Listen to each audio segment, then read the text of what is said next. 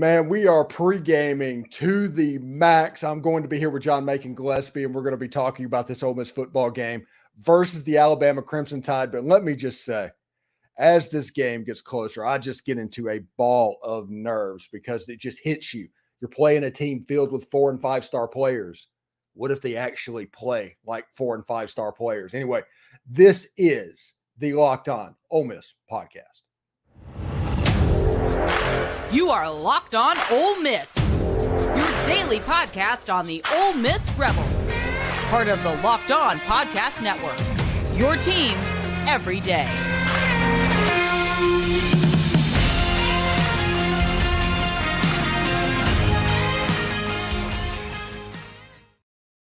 Hey, I'm here with John Macon Gillespie, and we are going to do pregame conversations. We'll be here for about the next half hour or so. And John, I just genuinely like my intro music, and I kind of catch myself rocking out to it from time to time. Yeah, it is pretty good. It helps get me excited to hop on. I always say I have a face for radio, but I'm always excited after that music plays. Oh yeah, it is fantastic. It's like, yes, I'm ready to go. And thanks to everybody that is tuning into the game. I hope everybody's excited to the max. And we have some news that broke this morning, just like last week, whenever it came out that Quinshon Judkins was doubtful going into the game, and a tweet by Chris Lowe. Well, this week they did the same thing. And this is the tweet from Chris Lowe. It says, more will be known closer to game time, but sources tell ESPN that Ole Miss wide receivers Trey Harris, Zakhari Franklin, and Caden Prieskorn are doubtful versus Alabama with injuries. All three practice some this week. If they're able to play, they would likely be on a limited basis. Now, John, it's starting. If anybody plays in the game and has a considerable role in the game, let's say Caden Prieskorn has a considerable role in the game. Isn't it time to start wondering if Chris Lowe is just a propaganda mouthpiece for Lane Kiffin? Yeah, I mean, we know where he's getting this information, right? And if that's kind of the thought I had too, that because it sets up almost exactly how the Quinshon thing did last week. And Quinshon was on a pitch count last week. I mean, Kiffin said as much in the post game, and it was evident by how little he touched the ball, but he did play. So, I mean, if the same thing kind of happens this week, I mean, I think it is time to start thinking about that. Obviously, Chris has gotten information from Lane before. It may be kind of at that point where Lane is giving him what he wants him to say. So, no, I mean, again, I'm not inside those conversations, so I could be completely wrong. But that's kind of how it looks, right? And I even wrote that in my story today off of his report that, this could be another smokescreen from Lane Kiffin, that he is wanting to get it out there that, hey, these guys may not play, or they may be on a pitch count or whatever, for whatever reason. And then, who knows, they're out there for half the snaps on Saturday. I mean, you don't really know. Yeah, and basically there's no consequences for doing this. This is absolutely helping Chris Lowe out. If he becomes the mouthpiece for one of the most SEO-friendly names on social media, that is not a bad thing. So before I say what I'm saying, you just understand that. But now it's gotten to the point when I see this from Chris Lowe, I roll my eyes immediately, and then I start what little sourcing that I have on certain issues. I start asking questions and asking around to find out exactly what the truth might be, because this week, nobody can doubt that Lane Kiffin was playing games with Alabama all week, just over and over playing games with Alabama, and using Chris Lowe. It's just an interesting situation. Now, just a second, we'll tell you what we think is going to happen with Prieskorn, with Franklin, with Trey Harris. But yeah, that's just a weird situation. This shows how much this game means to Lane Kiffin.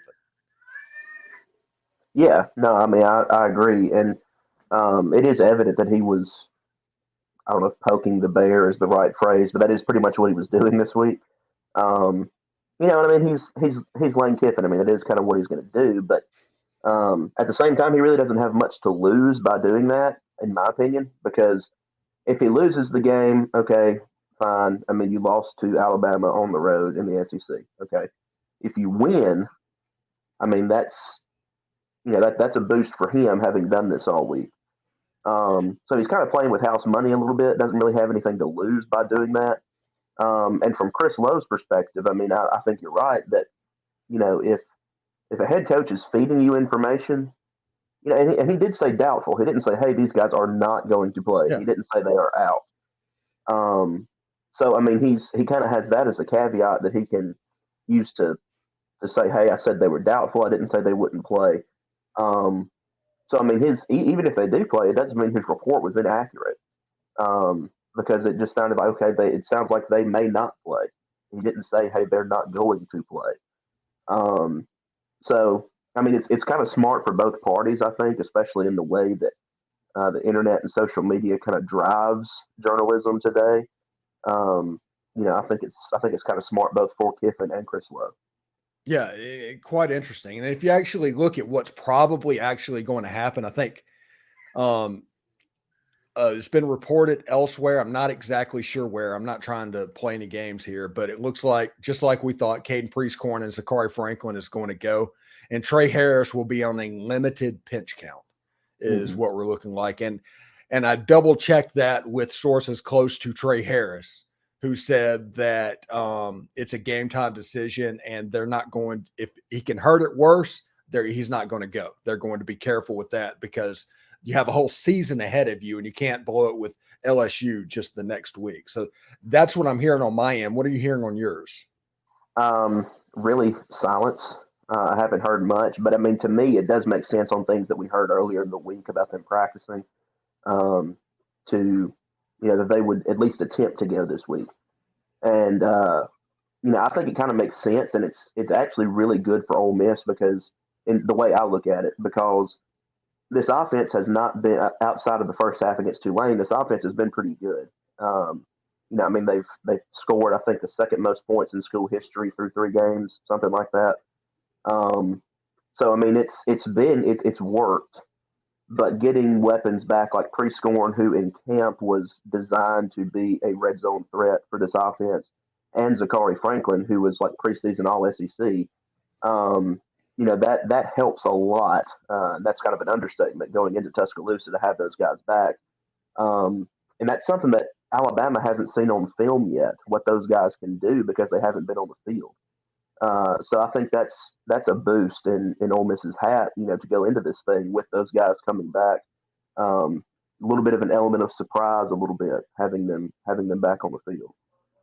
Yeah, and this one's just coming up in the chat. Said they just named Harris and Prieskorn captains for the game, and if that is true, that would be absolutely kind of hilarious. Yeah, they did. So, I mean, who knows whatever's going on. I've been telling people all week in the social media game, when you hear something, trust but confirm, because there's a chance that games are absolutely being played as well. So now, just to change the subject just a little bit. All right. And let's see. Do that right there and then get rid of it. You have a situation where the ESPN Fpi, and for those who don't know, that's the analytical model that is kind of predictive for college football. And I'll show this to you, John. In the blue is the preseason ratings for the game and what the Fpi viewed the Ole Miss game. And the red is where they sit right now. I did this like 15 minutes before the show.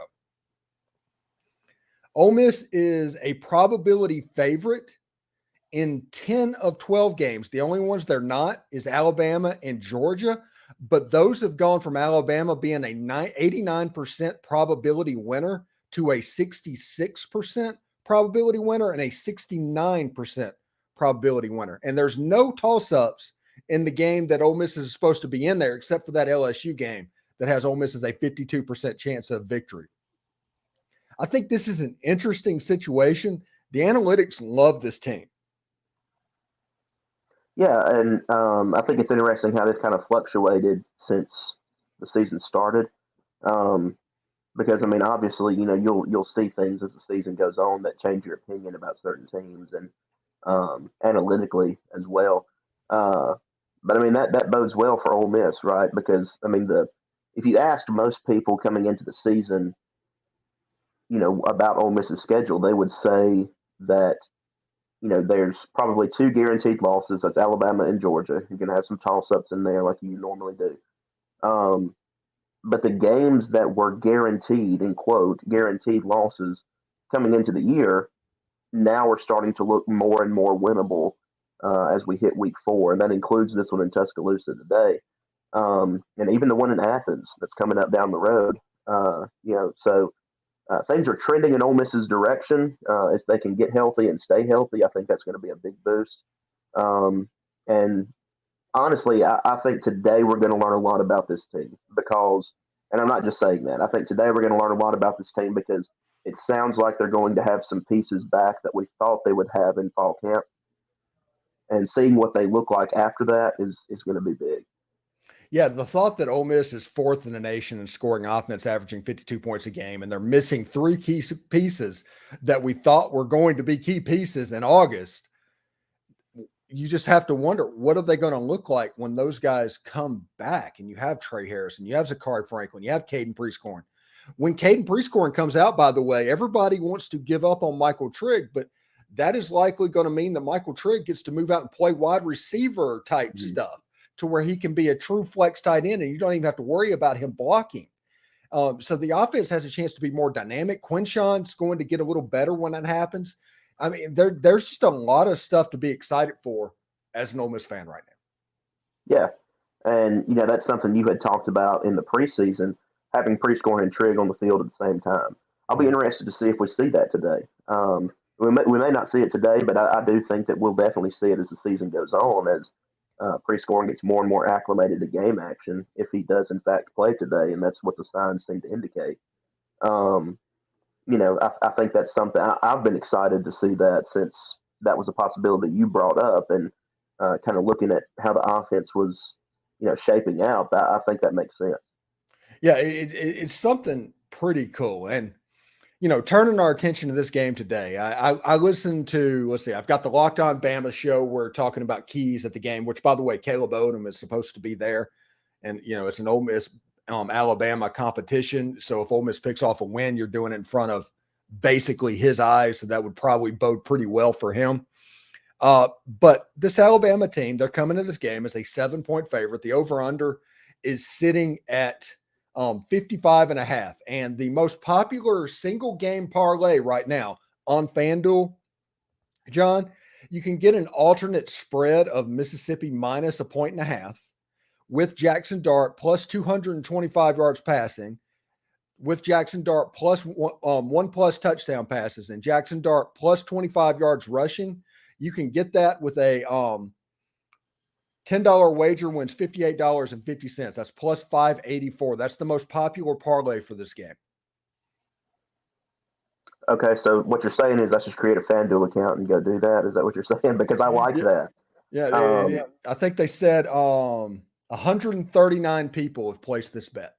Yeah, and I like all of that. And I'm not a gambling guru by any stretch of the imagination, but I mean, I like all of those right now. And so, I mean, that's, to me, that show, and I think I saw on game day today, where they do the picks at the end of the show and stuff, and they have the fan vote, the fan pick, basically, for each game. I think Ole Miss had 60% of the fan vote for that. So, I mean, to me, that shows that the country right now kind of expects Ole Miss to win this game, at least by a slim margin. I think they're hoping Ole Miss wins the game. I think there's a hope factor here. Yeah, well, I'm sure there is that too, because I think people for a long time have wanted more parity in college football, and seeing a 2-loss Bama this early in the season definitely helps that cause. So, and I think people are just kind of tired of the constant Alabama winning. So I mean, I think a lot of people across the country are probably kind of hoping for that as well. Yeah. All right, and so everybody's predicting these high scores in the scoreline. This is another FanDuel thing. I'm sorry if nobody wants to hear the FanDuel store, but the prop bets for this game, there's a ton of them for Ole Miss, and part of that is the correct score of the game. And the leader in the clubhouse for the best score in the game, the final, is 24-14 Alabama winning. I think this game is going to look more like 2014. And if you look at the wagers and the odds that have been assigned to these scores, I think Vegas thinks that as well. Mm-hmm. Yeah. I can see that. I mean, and I think, spoiler, I do think Ole Miss wins today. I had to kind of grit my teeth and think about it a little bit, but I woke up this morning and I was like, to me, I'm kind of comparing it to the 2013 LSU game at home, because I had kind of a feeling coming into that one as well. And I was like, man, what I've seen from both teams right now, I think Ole Miss is the better team, or at least has it more put together than Alabama does. So, I mean, that's a little bit of a spoiler, I guess, but you can see my actual prediction on thegropeport.com. So yeah, don't want to give that away. Get that page view, by the way. Yeah. This pick, like all picks, are sponsored by Stewart's Cajun Dill Pickles, which is every college football Saturday is better with a Stewart's Cajun Dill Pickle. So a situation in this game, this is what I tell Ole Miss fans all the time, and this is kind of where I am. And if you look at the fact that what has happened, and it is our job to talk about just what has happened. Ole Miss has looked better than Alabama at quarterback, at running back, on the offensive line, at wide receiver. Defense has almost been a push at times. There's a couple of big-name players there. But when you look at that, that is where the optimism for Ole Miss winning this game comes from. That's where you get that. But then the other side of the coin, and I think as Ole Miss fans, everybody is walking down this road. They woke up this morning almost with that sense of dread that this is a team of 4 and 5 star players. And what happens if that team of 4 and 5 star players actually plays like 4 and 5 star players? And so you can't go completely all in. I think that's why the spread's where it is. I think it's why the ESPN Fpi is where it is. It's because Alabama has 78 blue chip players on their roster. It can't be all dire. Now, I'm not saying Ole Miss can't win this game, and I'm saying Ole Miss shouldn't win this game. I'm saying that if it goes Alabama's way and they play well, it's going to be a hard row to hoe. And remember this, and I think this is something, the reason that Lane Kiffin did this. Everybody's talking about Lane Kiffin's poking the bear.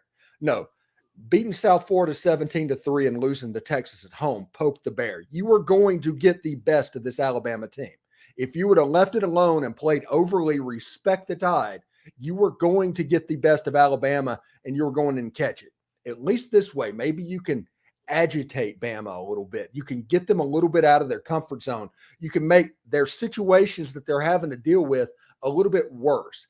And Nick Saban unable to just concentrate on breaking down the Pete Golding defense, which he knows very well because Pete Golding was in the same room with him for 5 years, and that could help Tommy Rees out. I think that is why Lane Kiffin trolled as much as he did. I think it was arts of worry. And that's why he did that.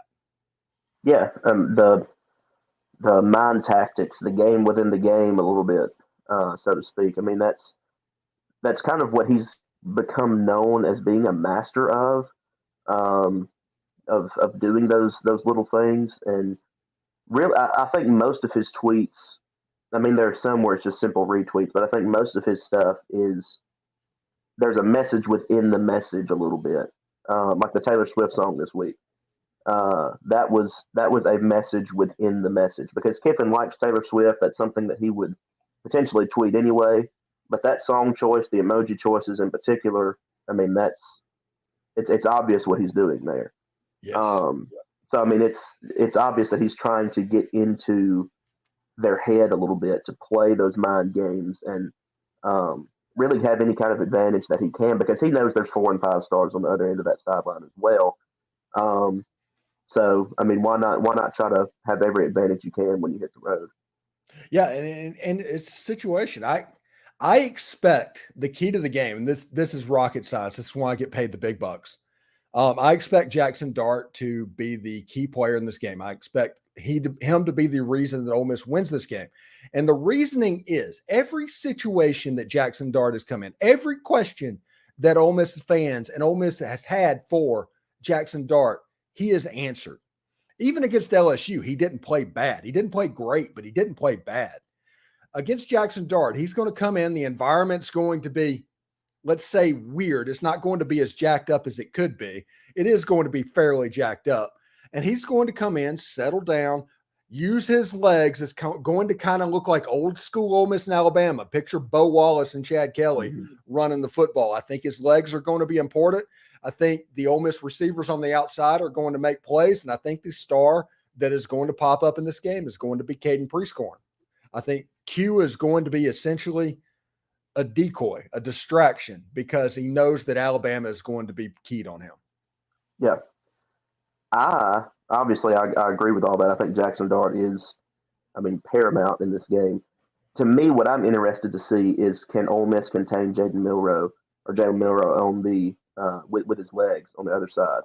I'm interested to see that. I'm interested to see if Ole Miss can establish the run, and like you said with Jaxson Dart, give him time to throw. If they can protect him, and he and Quinshawn and even Bentley, who I think is having an increasing role on this team, if they can establish the run, I think that bodes really well for Ole Miss, especially with these passing targets coming back. That's going to open up the passing game. And when you have those weapons that are potentially coming back today, that's huge. Just for everybody that's watching the live stream and not the football games, Texas A&M is without Connor Weigman, but they're absolutely boat racing Auburn right now. It's 20-3. Best game of the day. Yeah, the game of the day right now is Clemson and Florida State. It's 24 all in the fourth quarter. Just really good stuff. And, one thing that everybody is talking about, Perkins and spying Milroe, I think that Alabama's best try is going to be to run directly at Ole Miss. Mm-hmm. I think the speed going to the outside with Tennyson and those linebackers, I think that would be problematic even for somebody like Milroe. So I'm expecting Alabama to run some QB powers. I'm expecting Ole Miss to eventually, if they don't start out that way, shift into a 4-man front, or at least a heavy 3-man front, to where you see J.J. Pegues and a Josh Harris or a Stephon Wynn on the field at the same time, just because that is going to be the problem of them coming right at you. It looks like Justice Haynes and those 5-star running backs. Ole Miss fans should be absolutely terrified by this. It was absolutely the worst news that I got, is that Alabama was going to play the 2 5-stars today, because one of them is going to break out. That's just the luck. It's like David Palmer coming into quarterback. I think that's the position. It's not going to be Milroe. It's going to be one of those backs, and somebody's going to come out and be an absolute electric factory, and that is where the game is going to turn a little bit potentially. You've got to stop the run, I think, right, regardless of who it is, and force Milroe to beat you with his arm. I think that has to be the game plan for Pete Golding and company. That sounds simplistic, but looking at it, that you've got these running backs and Milroe's legs, which I think is his strength. Make him beat you through the air. That's got to be the game plan coming into this first half. I agree. And honestly, you should probably blitz him, zone blitz him, so there's people with their eyes on him, because you're not going to sit back there with a spy, but actually blitz him so he can't take his time with intermediate and short throws. And his strength throwing the ball is actually deep passes. So you need him to get his eyes down a little bit and, rally to the ball, tackle it, and make Alabama drive the length of the field. And if they do it, say, that is fantastic, Alabama. Do it again. Mm-hmm. And if the side note, I think you're absolutely right that his deep ball, when he's throwing, that's his best one. And I said that when I saw them play against Texas. I said his deep stuff is better than his short and intermediate, accuracy wise. He can throw the fire out of it, but passing as a whole is not his strength as a quarterback. Which is so weird to go from. If you picture this, they had Jalen Hurts at Alabama, who was replaced by Tua Tagovailoa, who was replaced by Mac Jones, who was replaced by Bryce Young. There were several top 5 draft picks that were taken that was in that tree. And now you have that situation throwing the ball. I get that Alabama wants to play murder ball, and Alabama absolutely will play murder ball. Expect that. That is the way they are going to go. But Ole Miss needs to line up, stop the run, force Jalen Milroe to beat you. Do not give up explosive plays, because this is the key to this game, in my opinion. And you can see the score prediction from John Macon on the Grove Report, but I'll give it to you here. If Alabama scores 30 points in this game, Ole Miss is going to have a difficult time winning the game. You need to make Alabama earn it, make scoring difficult for them. This game needs to look a whole lot more like 2014 than 2015. And if Ole Miss can do that and limit explosive plays, they're going to win. And I've got Ole Miss winning the game 27-21. And Brian Smith, he was on the show Friday or this morning, and he came on and said, hey, this could also be a situation where Ole Miss gets the lead. It's a tough, low-scoring game, and Jalen Milroe kind of throws you the ball, and you get a quick turnover that's either an easy touchdown with a short field or actually a pick six. So that would be something like a 34-21 type situation. But I do think Ole Miss can win the game. I do think also if Alabama rises up and all of a sudden this is a completely different team than we've seen all year, nobody needs to be surprised by that. There's just too many good players on the field for that not to be an option. Yeah, and I think Ole Miss is somewhat used to that, especially when they go to Tuscaloosa, right? Yeah. I think that's where some of the pessimism from Ole Miss fans this week has come from, is the historical perspective of how this game typically goes. And knowing the 4 and 5 stars that you're going to be facing on the other side. Those two things combined, regardless of how both teams have looked, that's where the note of pessimism has come from this week. Yeah, if you look at the history of the game, and it goes back, and a lot of times Alabama has superior players because they've recruited better over a longer period of time, and it's just the way it is. The talent kind of leans that way. So when Ole Miss wins this game, they have superior quarterback play, not just superior quarterback play, clearly superior quarterback play. Mm-hmm. And you have a situation where in 2015, Chad Kelly was clearly the superior quarterback in that game. I think Bo Wallace was better than Blake Sims. Eli Manning was better than whatever Alabama was throwing out. But even with Eli Manning, and this is my point, even with superior quarterback play, Ole Miss went to Bryant-Denny Stadium in 2002 and got 42-7 against like a 3-8 Alabama team, I think. Yeah. So weird things happen in Bryant-Denny Stadium. But for Ole Miss to go into Bryant-Denny and win the game, all the intangibles in place. They still have to play well. They still have to not turn the ball over. And they need to do things extremely well and kind of clog it up and make things difficult for Alabama. If they do that, Ole Miss is going to win this game. If they do this, Ole Miss has a better team. If Alabama gets comfortable, if they get rolling, if those 4 and 5 star players start realizing they're 4 and 5 star players, it could be difficult. And that's going to be the way that it can turn sideways on Ole Miss today. Yep, I agree 100%. Mm-hmm. So anyway, everybody enjoy the game. It's on CBS. It is also on SiriusXM channel 191 for the Rebel home team broadcast. If you want to hear David Kellum call the game as well, I think if you're an Alabama fan and you want the Alabama home team broadcast, it's on channel 81. Thank you so much. Enjoy the game. It's going to be nerve-wracking. It's going to be a mess. It's going to be so much fun, and it's going to be every bit of the reason we love college football. But for John Macon Gillespie, I'm Stephen Willis. I hope everybody has a good day, enjoys the game, and as always, hotty toddy.